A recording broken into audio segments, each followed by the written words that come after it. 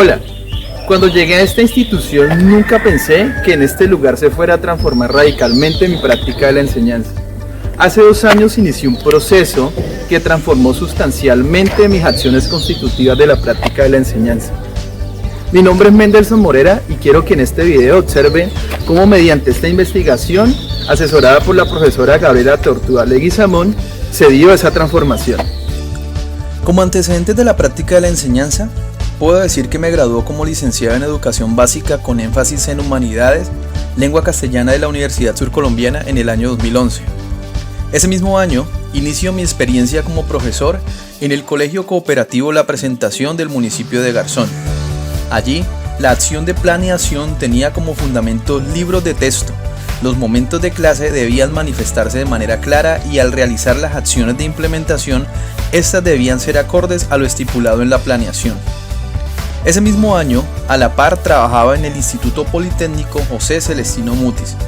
La planeación e implementación se estructuraba con base en módulos y la evaluación se supeditaba a los buenos resultados en la realización de los mismos. Ya en el año 2014, ingreso al sector público como profesor en provisionalidad, inicialmente en la institución educativa San Marcos del municipio de Acevedo. En este lugar, mi práctica de la enseñanza se familiariza en mayor medida con los estándares básicos y lineamientos curriculares del área del lenguaje.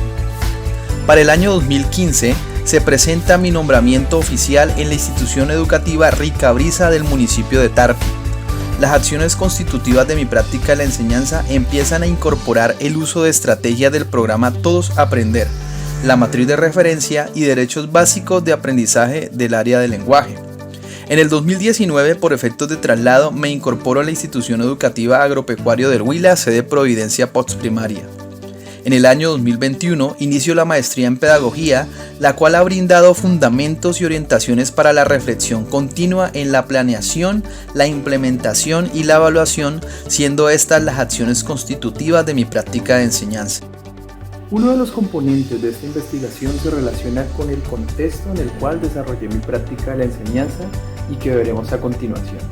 La práctica de la enseñanza se desarrolló en la sede Providencia Postprimaria, ubicada en la zona rural a 30 minutos del municipio de Garzón, departamento del Huila. Las vías de acceso son de orden terciario y la economía de la comunidad depende principalmente del cultivo del café y del plátano.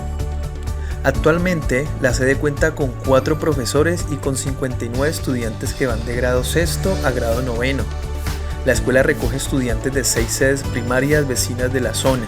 Su infraestructura se divide en 4 salones para cada curso, una sala para el comedor, un laboratorio, una biblioteca, una sala de sistemas y 2 salones para usos administrativos. Las prácticas de educación física se efectúan en una cancha polideportiva y en una cancha de fútbol que se encuentran en la escuela. Antes de la maestría ya existían una serie de acciones en el aula, un antes, un durante y un después. Lo característico de estas acciones era que no involucraban reflexión pedagógica. Seguidamente observaremos cómo era la práctica de la enseñanza al inicio de esta investigación. Tenemos entonces que la primera acción constitutiva, la planeación, se fundamentaba en la programación curricular del área del lenguaje. También se tenía en cuenta los derechos básicos de aprendizaje y los estándares básicos. Algunas veces se improvisaban las actividades en el salón de clases y también se utilizaba un plan de aula que ya incorporaba acciones de implementación. No se evidenciaba el uso de resultados previstos de aprendizaje y no se tenía en cuenta el contexto de los estudiantes. Al respecto, Concepción Yanis Álvarez de Eulate señala que la planeación en educación se puede definir como el proceso constante, sistemático y flexible que apunta hacia unos fines, objetivos y metas en donde se establecen los momentos, las estrategias y las diferentes formas de evaluación continua que posibilitan la retroalimentación. Por su parte, las acciones de implementación tenían como característica que muchas veces las indicaciones dadas a los estudiantes no eran claras y solo había comunicación unidireccional. En muchos momentos se improvisaba lo que se implementaba en el aula. Si bien existía manejo de grupo y buena convivencia, no se evidenciaba proceso y reflexión en las acciones implementadas. Lera, Jensen y Josan establecen que la implementación en la práctica de la enseñanza se puede definir como aquellas acciones propias de contextos de aula en las que deben manifestarse estrategias didácticas para la orientación de contenidos, ambientes de integración y creatividad, además de las diferentes gestiones que posibiliten la consecución de unos resultados previstos de aprendizaje. La evaluación se fundamentaba en la valoración memorística de contenidos y temáticas y no posibilitaba la reflexión del estudiante. Asimismo, no se evidenciaba análisis continuo ni propósitos claros. No había conocimiento del uso de instrumentos que fueran aplicados para obtener datos y permitieran un posterior análisis de los mismos. Tampoco manifestaba un carácter formativo. Se omitía el contexto del estudiante y solo se limitaban a la consecución de una nota de tipo cuantitativo. Ralph Tyler señala que la evaluación es el proceso que tiene por objetivo determinar en qué medida se han logrado los objetivos previamente establecidos, lo cual supone un juicio de valor sobre la información recogida y que se emite al contrastar esta información con los criterios que son los objetivos previamente establecidos en términos de la conducta que el alumno debe exhibir para aprobar su adquisición. Durante la maestría siempre fue necesario tener claro que el objeto de estudio de la investigación era nuestra práctica de la enseñanza. O sea, eso no se podía olvidar.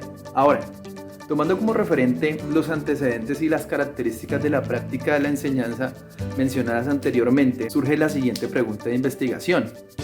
¿Cómo transformar las acciones constitutivas de la práctica de la enseñanza de un profesor de lenguaje desde el ejercicio colaborativo y reflexivo? Por lo anterior, se planteó el siguiente objetivo general: transformar la práctica de la enseñanza de un profesor de lenguaje desde el ejercicio reflexivo y colaborativo. Y los siguientes objetivos específicos. Primero, generar acciones de planeación coherentes con lo que se implementa y evalúa en el aula. Segundo, implementar estrategias de enseñanza para promover la comprensión y el desarrollo de pensamiento de los estudiantes. Y tercero, diseñar estrategias de evaluación coherentes con los aprendizajes esperados. Durante el transcurso de este video nosotros hemos estado hablando de práctica de la enseñanza, pero ¿conocen realmente este término? ¿Qué significa RPA o resultados previstos de aprendizaje? ¿Han escuchado alguna vez la noción de Lesson Study? ¿Saben ustedes qué es la EPC o enseñanza para la comprensión? Con la descripción de la investigación que veremos a continuación quedarán claros estos conceptos. Respecto a la práctica de la enseñanza, se menciona inicialmente esta noción en el orden de lo que Valladares, citando a Kemis, denominó ecología de las prácticas. Ese autor señala 5 tipos de prácticas educativas. Una de ellas se refiere a las prácticas de enseñanza que busca las formas de involucrar a los estudiantes en procesos de aprendizaje. Las acciones constitutivas de la práctica de la enseñanza son la acción de planeación, que se caracteriza por ser flexible y que apunta a la consecución de unos resultados previstos de aprendizaje. Las acciones de implementación, que deben posibilitar el alcance de las dimensiones de comprensión, y las acciones de evaluación de los aprendizajes, que debe ser continua y rigurosa y permitir la reflexión a partir de los datos obtenidos. El enfoque investigativo de este proyecto es un enfoque cualitativo. Este enfoque, según Pérez Serrano, se considera como un proceso activo y riguroso de indagación dirigida en la que se toman decisiones sobre lo investigable en tanto se está en el campo de estudio. Al respecto, Basilacci, citando a Strauss y Corbin, señala que los componentes de la investigación cualitativa son los datos, los procedimientos de análisis y el informe final. No obstante, aclara que los métodos de recolección de datos y análisis tienen que adaptarse a las particularidades del contexto. La presente investigación toma el modelo investigación-acción, en la que el investigador-profesor participa y vive el fenómeno que está investigando.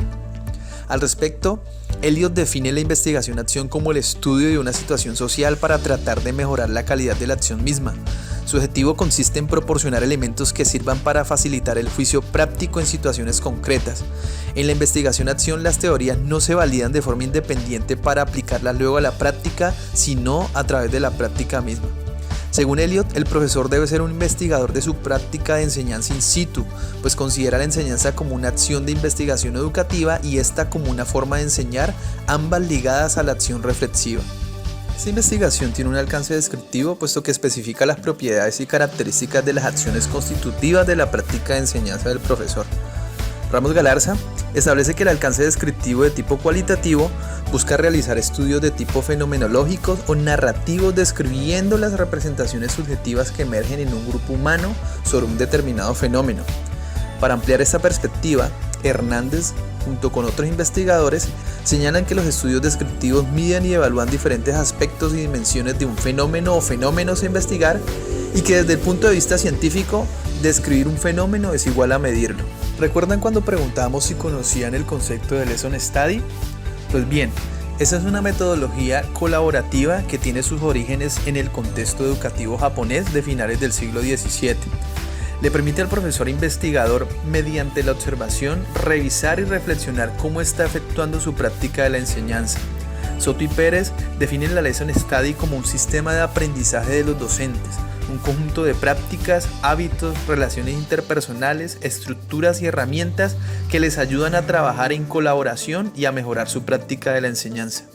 Un fundamento del presente proyecto tiene que ver con el enfoque teórico de esta investigación que se fundamenta en la enseñanza para la comprensión o EPC. Este enfoque, dirigido inicialmente por profesores de origen estadounidense, fundamenta su acción en lograr comprensiones, permitiéndole al sujeto pensar y actuar de manera flexible a partir de lo que él mismo sabe.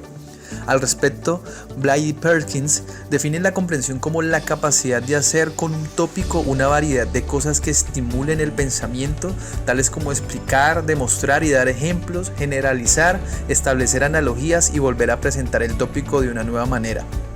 De acuerdo a Otalora, la EPC se sintetiza en 4 componentes que son los tópicos generativos, que se refieren a temas, cuestionamientos y conceptos; las metas de comprensión, que son metas que identifican procesos y habilidades en torno a lo que se desea los estudiantes desarrollen comprensión; los desempeños de comprensión, que establecen actividades que se requieren para que los estudiantes usen las comprensiones de forma creativa; y la evaluación diagnóstica continua, que estructura un proceso continuo y brinda a los estudiantes respuestas claras sobre el trabajo desarrollado en el aula.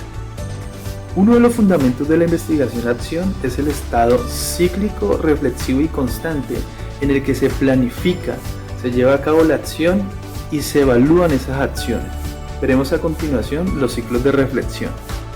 Para el desarrollo de los ciclos de reflexión fue fundamental la metodología Lesson Study, pues posibilitó de manera colaborativa el ajuste de las acciones constitutivas de la práctica de la enseñanza del profesor investigador en diferentes fases.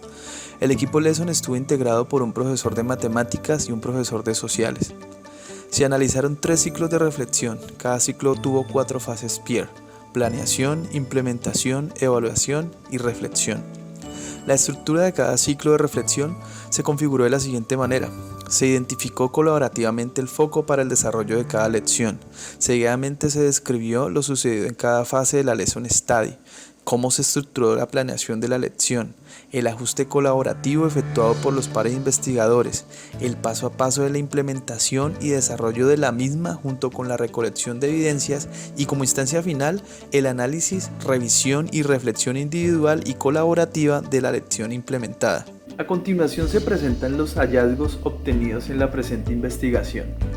Un hallazgo correspondiente a la acción de planeación se relaciona con la noción de enseñabilidad, a la reflexión respecto al saber epistemológico de mi área del saber, algo que se relaciona con lo anterior y que también incidió en la organización de la acción de planeación tiene que ver con los conceptos estructurantes del área del lenguaje. La identificación de los mismos fue inicialmente compleja, puesto que dentro de la práctica de enseñanza el profesor nunca había hecho el ejercicio de reconocer qué conceptos estructurantes incorpore al área del lenguaje. Al respecto, Arias Arteaga señala que la enseñabilidad puede concebirse como el atributo que evidencia que las disciplinas y saberes en su devenir histórico han construido una matriz epistémica, un estatuto que las hace diferentes o relacionadas entre sí, evidenciando objetos, maneras de argumentación, fenómenos, principios, leyes, métodos, modelos que les son propios y que al develarlos permiten que determinada disciplina sea comunicable, enseñable e incida de manera deliberada en los procesos de transformación de las personas.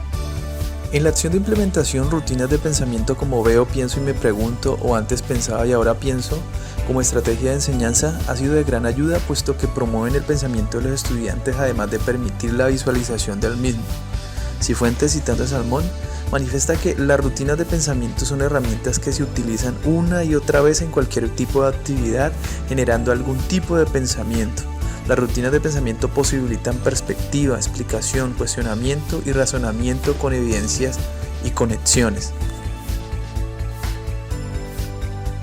A mí me gustó la rutina de pensamiento porque era algo que nunca habíamos hecho. También uno podía interpretar lo que uno pensaba.